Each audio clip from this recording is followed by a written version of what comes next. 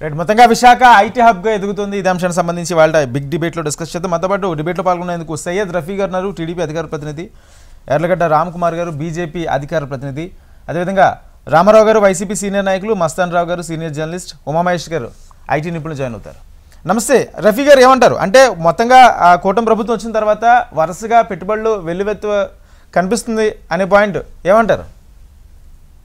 నమస్కారం అండి రాజేంద్ర గారు, మీకు అలాగే ప్యానల్ ఉన్నటువంటి మిత్రులకి, అలాగే హెచ్ఎండి వీక్షకులందరూ కూడా శుభసాయంత్రం.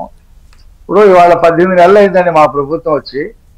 ఇప్పుడు మేము ఈ 18 నెలల్లో చంద్రబాబు నాయుడు గారు, లోకేష్ గారు ఈ పరిశ్రమల్ని ఆంధ్రప్రదేశ్ తీసుకురావడంలో చేసిన కృషి ఇవాళ ఫలిస్తా ఉంది. మనం ఇవాళ చూసాం విశాఖపట్నంలో 8 కంపెనీలు, కాగ్నిజెంట్తో పాటు 8 కంపెనీలు. అంతకుముందు టాటా కంపెనీకి సంబంధించినటువంటి టీసీఎస్ వర్క్ కూడా వాళ్ళు కూడా స్టార్ట్ చేశారు, పని కూడా ప్రారంభమైంది. ఒక కాంపౌండ్ లో వాళ్ళ ఆఫీస్ కూడా పెట్టారు. అలాగా అనేక కంపెనీలు విశాఖపట్నానికి వస్తున్నాయి. ఏదైతే ఈ కంపెనీలన్నీ ఎందుకు తీసుకొస్తున్నాం?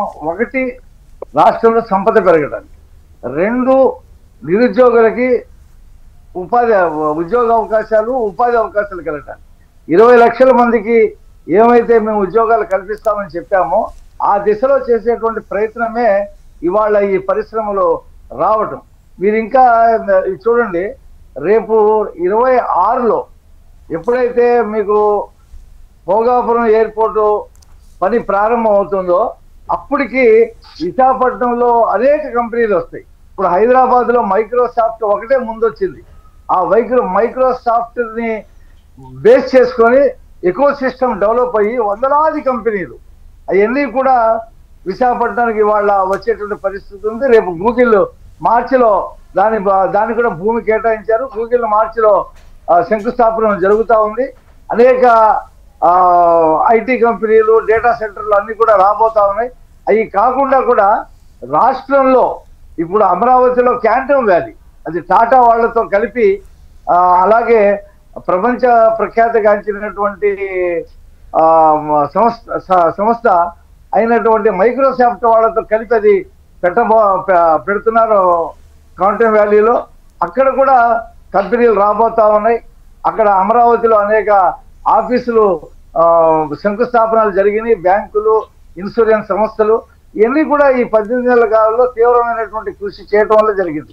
దీని రూపురేఖలు మీకు కనిపించాలంటే 28లో మీరు చూడండి ఎంతమందికి ఉద్యోగాలు వచ్చినాయి. మేము మొత్తం కూడా వివరాలు ఇస్తాం.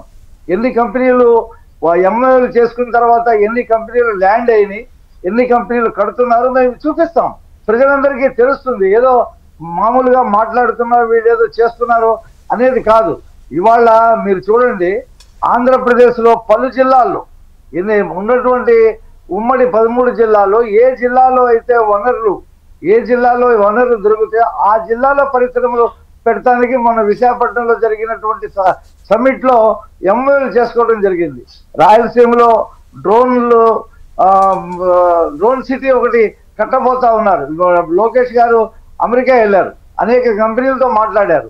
అది అన్ని విశాఖపట్నాన్ని తీసుకురావడం కోసం కాదు, రాయలసీమలోను, అలాగే ఆంధ్రాలోను, మధ్య ఆంధ్రాలోను, నెల్లూరు జిల్లాలోను, ఇలాగా ఆయా జిల్లాలకు సంబంధించినటువంటి పరిస్థితుల దృష్ట్యా ఆ కంపెనీలని అక్కడ ల్యాండ్ చేయడం జరుగుతుంది. ఇవన్నీ కూడా మీకు 2 సంవత్సరాల్లో ఆంధ్రప్రదేశ్ రూపురేఖలు మారిపోయే పరిస్థితి అయితే ఖచ్చితంగా ఉంటుంది. మీ నేతలందరూ కూడా విశాఖ ఐటీ హబ్ అని చెప్తున్నారు, మీరేమో ఎలా అంటున్నారు? ఐటీ కేంద్రము విశాఖపట్నం, మిగతా అనేక పరిశ్రమలు ఉన్నాయి సార్. ఇప్పుడు ఫార్మాస్యూటికల్స్ ఉన్నాయి, అలాగే అనేక ఉత్పత్తులు చేసేటువంటి సంస్థలు ఉన్నాయి. ఇవన్నీ కూడా ఆయా జిల్లాల్లో వస్తాయి. మీకు వైట్ పేపర్ ఇచ్చాం మేము, ఏ కంపెనీలు ఏ జిల్లాల్లో వస్తున్నాయని చెప్పి.